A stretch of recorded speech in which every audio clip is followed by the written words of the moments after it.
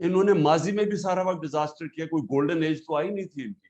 99 میں بھی یہ ڈیزاسٹر چھوڑ کے گئے تھے, 2018 میں چھوڑ کے گئے تھے. تو یہ میں نے جب باجوہ کو کہا اور پھر یہ شوکت کو بھیجا اس کو بتانے کے لیے کہ ہمیں جب پتا چلا یہ سازش کر رہا ہے, تو ہم نے اس کو بتایا, میں نے بھی بتایا اس نے بھی, کہ اس وقت بڑی مشکلوں سے کموڈیٹی سپر سائیکل کے ہوتے ہوئے ہم بڑی ڈیلیکیٹلی اپنی اکانومی بیلنس کر رہے ہیں. ایک دفعہ اگر آپ نے اس کو ڈی اسٹیبلائز کر دیا پولیٹیکلی, تو یہ ایک اکانومی یہ نہیں سنبھال سکے گی, کیونکہ انہوں نے ماضی میں بھی کبھی نہیں سنبھالی.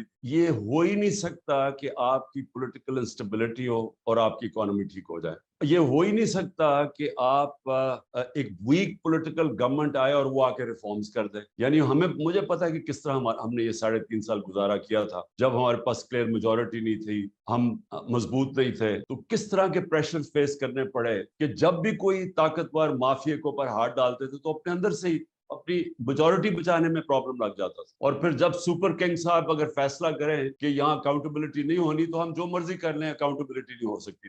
آج جو پبلک ہماری سٹینڈنگ ہے, یہ کسی پارٹی کی نہیں تھی.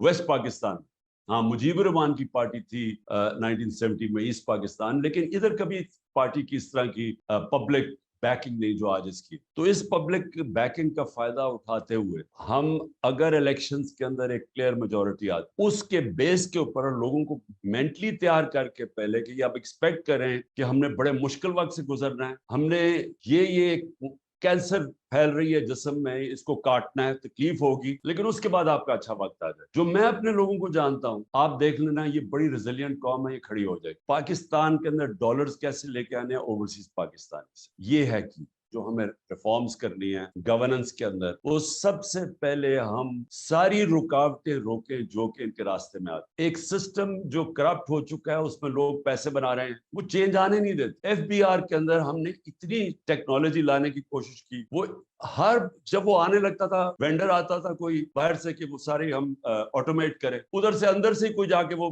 اندر سے جا کے کوئی کرتا تھا, وہاں عدالت میں چلا جاتا, اسٹے آرڈر میں جاتا. اور یہ جو ٹریک اینڈ ٹریس سسٹم ہے, ہمیں اتنی دیر لگی ہے کیونکہ ساری بڑی بڑی کارپوریشن انڈسٹریز یہ سیلز ٹیکس چراتی ہیں. اور جو ساری جو شوگر انڈسٹری سے جو ہم نے جب وہ کیا اس کے اوپر انویسٹیگیشن, تو 30 سے 25% ساری شوگر انڈسٹری کے لوگ سیلز ٹیکس چرا رہے. تو وہ ٹریک اینڈ ٹریس سسٹم بڑی مشکلوں سے ہم نے, وہ بھی پہلے سیبوٹاج ہوتا رہا, وہ فائنلی آیا.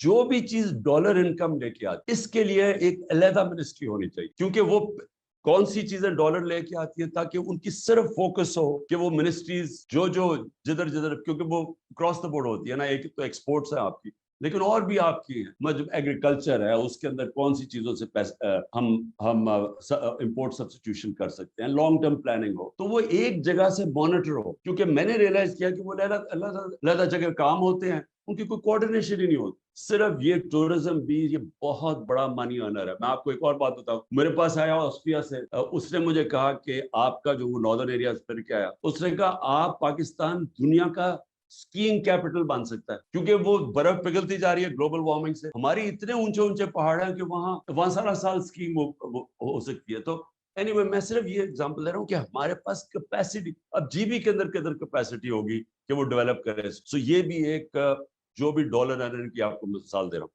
سیکنڈلی منرلز, اب منرلز بھی چلے گئے سارے صوبوں کے پاس, ان کے پاس بھی کیپیسٹی نہیں ہے. اب اتنی پوٹینشیل ہے منرلز کے اندر ڈیولپ کر, لیکن وہ بھی جب ایک تکڑی منسٹری فیڈرل لیول پہ ہوگی تو وہ ڈیولپ ہوگا. شیئر بشک صوبوں کو چلا جائے, لیکن اس کی ڈیولپمنٹ کے اندر تو ایک پاورفل منسٹری بنے جو سارا وہ ڈیولپ کرے. میں صرف مثال دے رہا ہوں جو ڈالر ارن کر سکتے ہیں. جب آپ 3 آدمی بٹھا دیتے ہیں ایک آدمی کا کام کرنے کے لیے, تینوں ہی نہیں کام کرتے, اور بلکہ رکاوٹ بن جاتے, راست چیزیں سلو ڈاؤن کر دیتے ہیں. تو یہ بھی کرائسس ہے, گولڈن اپرچونٹی ہے کہ اس کو ڈاؤن سائزنگ کریں اپنی گورنمنٹ کو. اور اس کے علاوہ بھی ہمارے پاس کیپیسٹی بھی نہیں ہے. یہ جو بلین سونامی کا آئیڈیا کیا اور اس کے بعد انوائرمنٹل پہلی دفعہ پروگرامز بنائے, تو یہ تو کسی کے ریڈار پہ بھی نہیں ہے. یہ تو کوئی سوچتا ہی نہیں ہے اس چیز کے اوپر, کیونکہ پاکستان کی جو ونربلٹی آگے وہ بڑھتی جائے گی. اور پھر ڈیمز کا سوچے, 50 سال کے بعد ڈیمز بنا رہے ہیں. ہاں, یہ پہلی دفعہ ہماری گورنمنٹ میں شروع ہوئی ہے ڈیمز بنانے.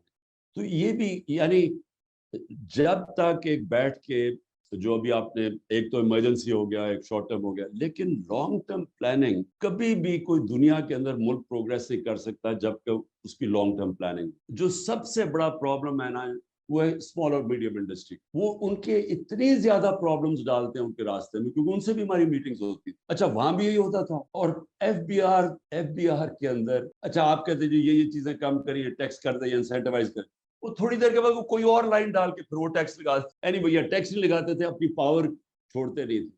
یہ جب سارے مل کے آ جائیں گے تو مجھے بتاؤ انہوں نے گورننس کیا دینی ہے. یعنی وہ بالکل ہی اپوزٹ ہے جو ملک کی ضرورت. ملک کی ضرورت ہے اسٹرانگ گورنمنٹ. یہ جو لے کے آ رہے ہیں وہ مور آف دا سیم. یہی لوگ ہیں نا, یہ ان میں ایک دو اور ریلو کٹے ایڈ ہو جائیں گے, لیکن وہ گورننس کیسے پرووائڈ کریں گے, کیونکہ انہوں نے ابھی تک ایک تو ریفارم کی نہیں ہے, نہ ہی یہ کر سکتے ہیں. سو اس لیے انفارچونیٹلی جو جس طرف ہم ڈائریکشن جو ملک کا جا رہا ہے, میں 1 سال سے لگا ہوا ہوں کہ ایک ہی طریقے الیکشن کرواؤ.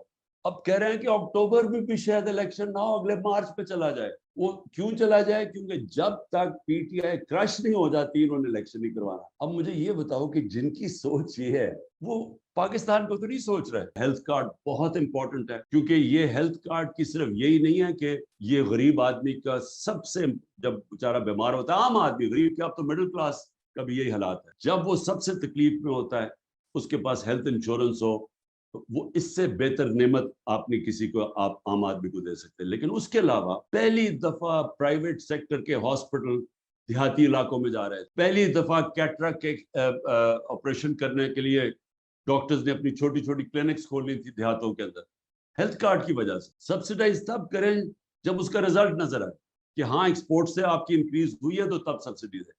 سو یہ جو اب تک سبسڈائز کرنے کے پروگرامز ہیں, اس کو بالکل چینج کرنا چاہیے. اور ثانیہ نے یہ جو یہ نچلے طبقے کے لیے ٹارگیٹڈ سبسڈی, وہ بڑا, میں نے اس کی پریزنٹیشن دیکھی ہے, زبردست پروگرام اس نے بنایا. لا سیکھ رہا ہوں اب میں, اتنی زیادہ عدالتوں میں جا چکا ہوں کہ میں بڑا ایکسپرٹ بن جاؤں گا لا کا. یہ جو ہمارا روپیہ گرتا ہے اور یہ جو اس کے ساتھ انفلیشن آتی ہے, یہ جو سب سے بڑا پرابلم ہے, اس کے اوپر تھوڑی سی out of the box thinking جو ہے, اس کے اوپر اور ڈیبیٹ چاہیے. کیونکہ وہ جو ہمارا دوست ہے, وہ پورا پیپر اس نے بنا کے ابھی مجھے بھیجنے لگا, جو میں آپ سب کے اندر سرکولیٹ کروں گا. اس نے وہ بڑا کمپریہنسو ایک پروگرام بنایا کہ اس کے خیال میں کرنٹ سچویشن میں ہم کیسے نکلیں گے.